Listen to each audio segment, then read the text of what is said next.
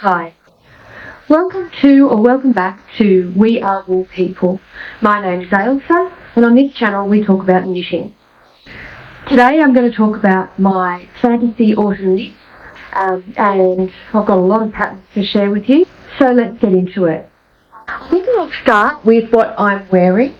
This is the second episode of this podcast, and if you watched the first one, you'll know that I was talking about knitting this sari Nordland Rosalind top so that I could wear it to my aunt's 80th birthday next weekend.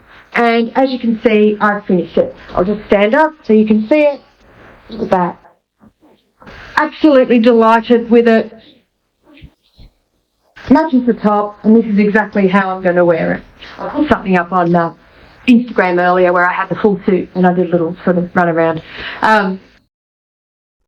So, I enjoyed knitting this. It was pretty challenging actually, the pattern. And it wasn't the knitting that was challenging. I think actually it was the way that the pattern was written. So I'll just explain to you why that is. So there's a chart, which is fine. No problem working with the chart. There's a chart. And the chart is 24 rows. 24 rows repeat of the chart. So knit 24 rows, knit another 24 rows, etc., etc.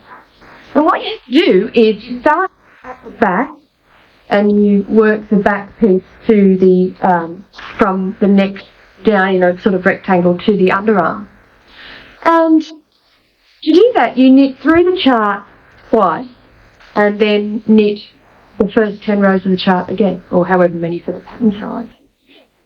So, saying in the pattern, cast on X number of stitches, knit a bit of moss stitch, knit row 1 of the chart, knit a bit of moss stitch, and then continue knitting the chart rows through twice, and then knit 10 rows more. What it says is this: row 1, moss stitch, work row 1, chart 1, 2 and 3, work moss stitch. Good. Row 2, work moss stitch, work chart 3, 2 and 1, because you're coming back the other way, work moss stitch. Great. Row 3, work moss stitch, work the next row of the charts as established, then work in moss stitch again. And then row 4, work in moss stitch, work the next row of the charts as established, work in moss stitch. And then it says repeat rows 3 and 4 another 27 times, or however many times you have. So, it's a really long time to work out that meant continue on in the chart. And the only reason I kind of knew is because why else would they have the chart with the row numbers on it? It really looks like it wants you to knit rows 3 and 4 of the chart over and over again. It's quite confusing. I don't know why it wasn't just written work through the chart, rows 1 to 24 twice, and then rows 1 to 10 again. Anyway, I'm not a pattern writer. And by the way, beautiful result, so it's not wrong. I thought it was a bit weird. This pattern is knit from the top down. And again, another challenging issue in the pattern is that there's a great deal of technical kind of skill involved in making sure that when you get to here on the back part that you know exactly what row of the pattern you're up to, so that when you join it up you work exactly the right pattern row down. That would have completely gone away had you knit it top up. An enormous amount of technical difficulty has been added to this pattern in order to keep it top down, and I actually am not really sure that there's any benefit in it.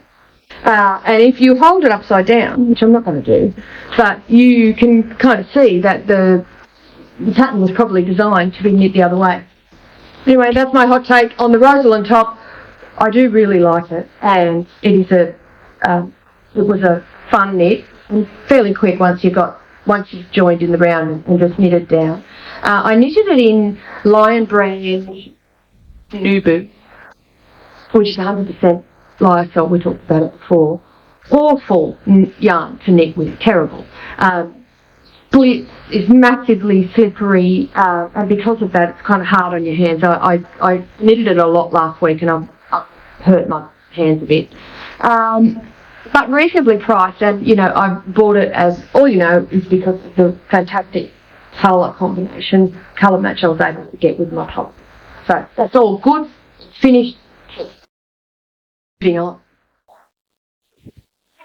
So the next thing I want to talk about is what I've got planned to knit for autumn. I don't normally plan what I'm going to knit in advance. I usually sort of just lurch from project to project. But this year I think I'm going to make a bit of a plan because my knitting time is at a premium. I work full time, and I really want to wear the things that I knit rather than just knit on projects that are random. So to that end I thought, well, what do I want to wear? And I kind of, for the first time ever, had a bit of a thought about what sort of, for want of a better word, because I have no expertise in this area, what sort of style that I think I have and what kind of knits might pair with that style. Now, boringly, I think that my style is kind of, I wear a lot of loose suit kind of trousers and high-waisted loose trousers, and I wear kind of jackets, and I wear trainers, low heels, and I don't go very many places except the supermarket, to the office once a week, and I meet people for lunch sometimes, from time to time. I don't really have that. I go to the gym where I wear activewear, so I don't have that many places to wear a great variety of clothes. Having said that, I do like to pay attention to what I look like when I go out, so when I do leave the house, and as a matter of fact, I've got all dressed up just to sit here in front of this camera, and I might go out this afternoon, since otherwise it's a bit of a waste, wouldn't it? But, so, my wardrobe, and what I've got in my wardrobe that I could knit for. And I've got a couple of things, I'll just show you quickly. Two things that I don't wear enough of that I wish I would wear more of, and that is, I've got these two skirts. One of them is a kind of colour, and one of them is a lovely rust colour. And they're just satin slip skirts. And what I would like to knit to go with those, I don't wear them much because it's kind of hard to find things that go with them. And surprisingly, I don't have as many hand-knit jumpers as I should have since I've been knitting for so long. But anyway, so what I did was went to Ravelry, like we all do, and tried to get some front runners for what I think would be my top 3 contenders for a jump with these skirts. Now I actually have an idea that there are 3 kind of things that I think would go with these skirts well. One of them is a ballet wrap style. I just dropped one. One of them is a ballet wrap style top. Another one is a kind of short, fluffy, almost felted boucle fabric jumper. And the other thing I would like to knit with those skirts is actually a Paul Klee sweater. So let's first of all talk about the wraps. Let's pick this one up. Let's talk about the wraps. So I looked a couple of different wrap patterns. There were a few front runners. One of them was the Lucy blouse. I've just got my iPad down here. One of them was the Lucy blouse. One of them was the Hamid sweater. And another one was the Levitate wrap. If I look at the Levitate wrap, it is my favourite out of the ballet wrap style sweaters. It's the front runner. It's from My Favourite Things, My Favourite Things, Petite Knits. They are examples of 2 designers that really dominate the simple knit space. But my favourite thing's Levitate wrap. It's actually made with a really interesting combination of yarns that I like. It's made with Saya Yarn Trio 1 and Isia Yarn Eco Soft. They're holding a lace and a DK weight together to give an Aran weight result. But those yarns are actually made of linen, flax, cotton and rayon. And the Eco Soft is made of alpaca and cotton. So I think that that's actually a good combination for the Australian autumn. Certainly where I live in Australia, it doesn't get that cold. And the breathability of those kinds of, cellulose-based fibres that are in that wrap, I think actually would serve you well in a trans-seasonal kind of piece. So my favourite in the ballet wrap category is the Levitate wrap from My Favourite Things. The next thing that I actually would like to knit for these skirts is the Wrap Me Up sweater by Knitatude. I actually saw one of these in the wild at my friend's wedding. A friend of mine got married on her farm in the country last October, and as I was lining up for the food, there was a girl in front of me who was wearing one of these, and it was obviously a hand knit, and I pointed that out to her that I'd noticed that, and after dinner we sat down and had a glass of wine and talked about knitting. She was absolutely delightful girl. Anyway, she was wearing the Wrap Me Up sweater scarf from Knitatude, and I really like this knit as well. The thing about this that I really like is that it can be worn a multitude of ways, and so it's got a versatility to it, and it's part scarf, part shrug, part wrap. And I think this actually, even though it'll be a fair bit of knitting, actually I reckon it'd be a really good gift knit. It's knitted in a DK weight. And I guess I have to ask the question is, if I was going to knit this, do I have the yarn for it in stash? And the answer is probably not.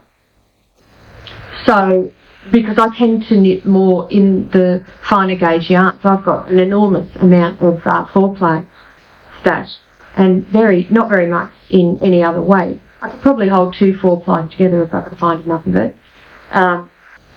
But I don't know. If I do go to ever cast on the Wrap Me Up sweater scarf, I'll go to stash first, and if I can't find anything there, so I would potentially buy yarn for it. The suggested yarn is Lion brand Touch of Merino, so I was going to buy a merino yarn. It wouldn't be a Lion brand one. But so that is the Wrap Me Up sweater by Knitatude. Another front runner for the autumn knits wrap category. So the other thing that I would really like to knit for this autumn is something else that's sleeveless. I think you didn't want to wear out a sleeveless thing, and they were really big they seem to be really big in the northern hemisphere winter that's just passed. So I knit last year the Friday slipover from Petite Knit, which I did like. I probably knitted it a little bit too long. So I don't want to knit that again. I want to knit a different one. And the key front runners for the sleeveless they're calling them slipovers, which always reminds me of men's cricket jumpers, because that's what they're called, aren't they? But they call them slipovers. The 2 front runners are the Montpellier slipover and the Jacques collar. Montpellier slipover, I have a look at it on Ravelry here, is from November Knit. It's got a really thick double knitted polo neck, which I think for me and for what I'd be using it for would be just too hot.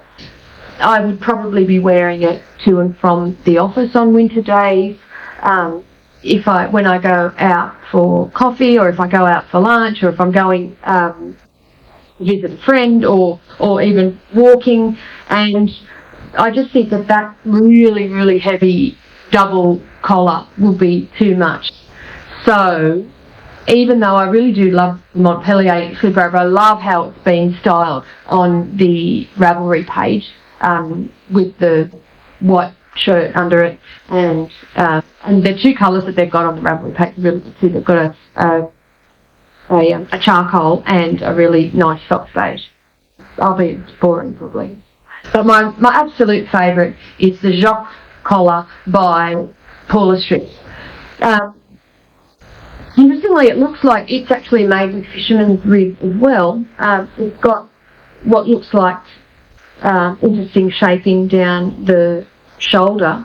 It does also have a turnover collar.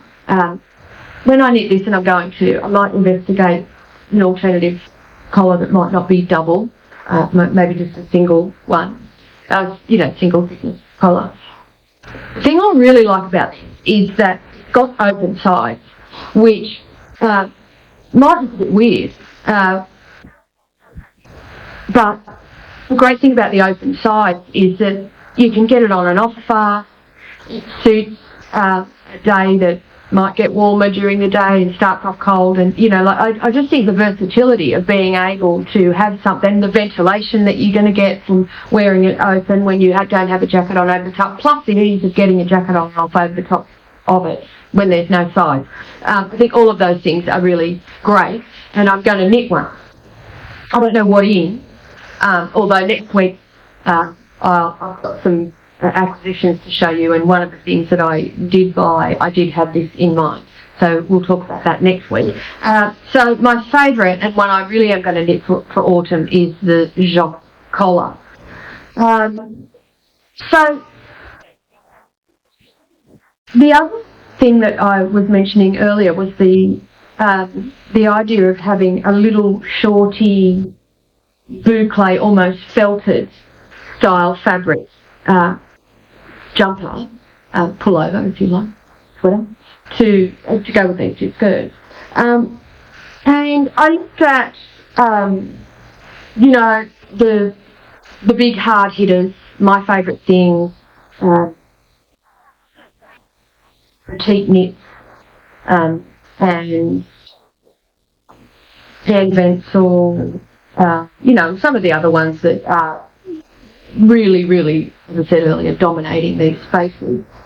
And whilst I do like the balloon sweater from Petite Knits, another knit that I have knitted before, and I also really like sweater number 7 from My Favourite Things, I picked as my favourite in that space a skill knit called the Oxford pullover. Now the Oxford jumper, this is the jumper on Ravelry in a beautiful colour, and I really like that it's got these really dramatic leg of mutton sleeves. It's got the short-ish length to it, and it's interesting because it's probably a bit of a obscure knit. There's only 61 projects on Ravelry, and it's from a company called Fabel Knitwear. It's actually for a mohair silk and a fingering held together, so I should probably be able to shake that down out of stash. And I would like to knit that either in cream colour or maybe even a black. If I was going to knit it with the 4-ply and the mohair silk held together. But I do like a boucle yarn, and I've tracked one of those down from an Australian company called Obsession Yarns, and I ordered some. It should come next week, hopefully.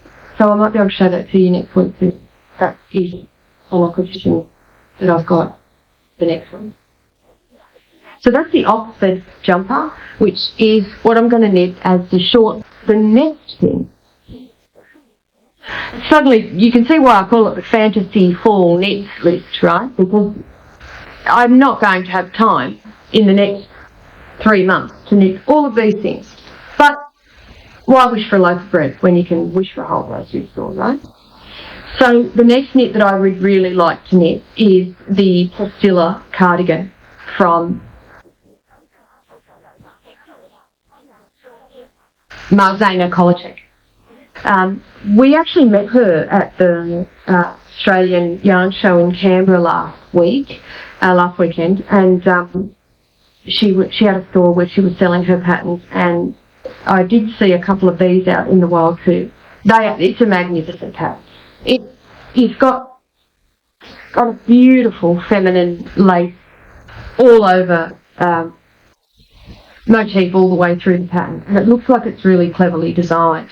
What it says when you read the description is so clever, and so much effort has gone into designing this pattern. It really deserves a great deal of respect and kudos to Marzena.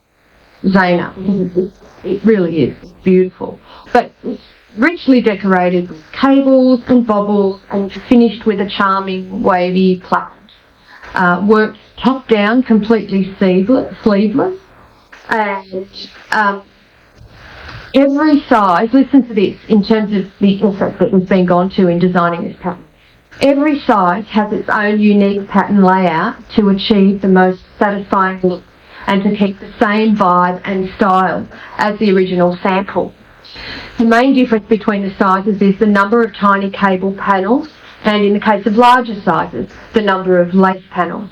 That is just really above and beyond in pattern designing when, frequently, particularly cabled patterns, the only sizing difference is the size of either the really simple cable patterns or the amount of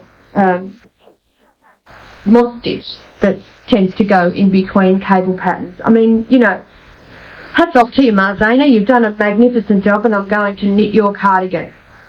I've got stash yarn for that, and when I cast it on, I'll show it to you. I'm going to knit it in Petite Sunday, Sand Muscard Sunday. I've got in the Petite Knits colour, that's what I'm trying to say there. Sand Muscard Sunday in one of the Petite Knits pinks, and a matching mohair silk. So, can't wait for that. That's going to be a fun knit for autumn. Well, fast losing my light here. So that's my shortlist for the top 4 things that I really am going to knit this autumn. They are a fluffy boucle crop sweater, which is going to be the Oxford jumper, a ballet wrap style sweater, which is going to be the Levitate wrap, a sleeveless vest, which is going to be the Jacques collar, Priscilla from Marzena Kolaczek, which is going to be beautiful and I can't wait. Possibly, if I can fit it in, the Wrap Me Up sweater from Knitatude. But since it's fantasy fall knits, there's a couple more beautiful patterns that I just want to share with you that if I had all the time in the world and didn't work full time, I would really love to knit this winter. One of them is actually a skirt. My delight at this colour combination here makes me really think that a skirt in this Nubu would look really great with, this outfit. There were a few skirts that I did like the look of. My favourite, though, was the Cloverdale skirt by Woolfolk Knits. It's actually a set, and also known as Nora Knits, the YouTube channel. She did an episode a couple of months ago about the best sets that she thought were out there, and she did look at this one too, I think. There are some great knitted sets out there. I mean, it would be an investment in your knitting time, but there's tracksuit pants with hoodies, there's shorts and tops and leisure wear ensembles. There's some really great sets out there, but I like the Cloverdale skirt, and I think that would look actually good with this. I'm probably not going to knit it because I'm not going to have time, but if I had all the time in the world in a fantasy life, then I'd be knitting a Cloverdale skirt. I also really love red. And one of the, and I'd like to knit a Breton style striped pullover with a kind of boat neck, possibly in a cellulose fabric. And I went looking for those two, and my favourite of those was the Maxime sweater.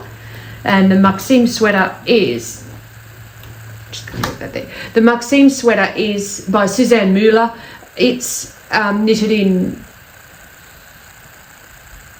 it's a worsted weight, and it's not necessarily designed for a stripe, but one of the samples in the pattern has got a stripe in it, and I absolutely love it. In a fantasy world, I'd be knitting that too. I would also be knitting, I didn't talk about the Paul Klee jumper, because I think you could literally do an episode on that alone. In the Paul Klee jumper, there are 16 colours in the yoke, and I just find that I freeze with anxiety over choosing 16 colours for a yoke. So the Paul Klee sweater is also on my list of fantasy knits for autumn 2024, as is Amy Christoffers' Pressed Flowers in the cardigan version. I would really like one of those too. And finally, there's a pattern from Anne Wenzel called the Robinia sweater, and it's got an interesting colour work pattern in it. It's a stripe, but each stripe has got a little wave motif on it, and it is really gorgeous as well. It's a bit of an unusual knit. It's knit with lace and a couple of laces, so lace and sport, I don't know, there's 4 or 5 yarns there on that Ravelry page, and I can't, it's a fingering lace and a bulky held together to give a bulky weight yarn. I do cynically think that designing patterns where you have to hold 3 different yarns together and buy over 1,000 yards, or roughly 1,000 metres of each yarn, is very lucrative for the yarn companies. So, you know, it's probably in their interests to be promoting patterns that make you have to buy 3 different yarns held together. But be that as it may, there are a lot of patterns out there at the moment that are holding 2 yarns together, aren't there? But the Robinia sweater from Anne Wenzel I really do love, and in a perfect world, in my fantasy fall knits, I'd be making one of those. And I like the yellow version, but I would probably make a red one. Now, on my Ravelry page, and my name is Knitabulous over on Ravelry, I've created 2 bundles of patterns for favourites. One of them is my top 10 fantasy fall knits, and the other one is called episode 2 of We Are Wool People, where there's 47 patterns in the categories of ballet wraps, fluffy jumpers, colour work jumpers, sleeveless knits, and skirts. So I invite you to go over to Ravelry and follow me over there, friend me over there, and have a look at those pattern bundles if you like. And that's it for this week. I'd just like to take the opportunity while I'm here to thank everyone who watched my first episode. I was absolutely overwhelmed by the fact that anyone watched it at all, so I'm impossibly grateful to everyone who watched it. If you did like this video, then I invite you to give it a thumbs up and subscribe to the channel. We've got a lot of things coming up over the next couple of months, knitting wise. I've got progress on my Paul sweater, and I've got some acquisitions for next week. This week was just a pattern roundup of what I'd like to knit for autumn and winter. But once again, thank you so much for joining me. I really appreciate the support that I've had for We Are Wool People, and I'll see you next week. Bye.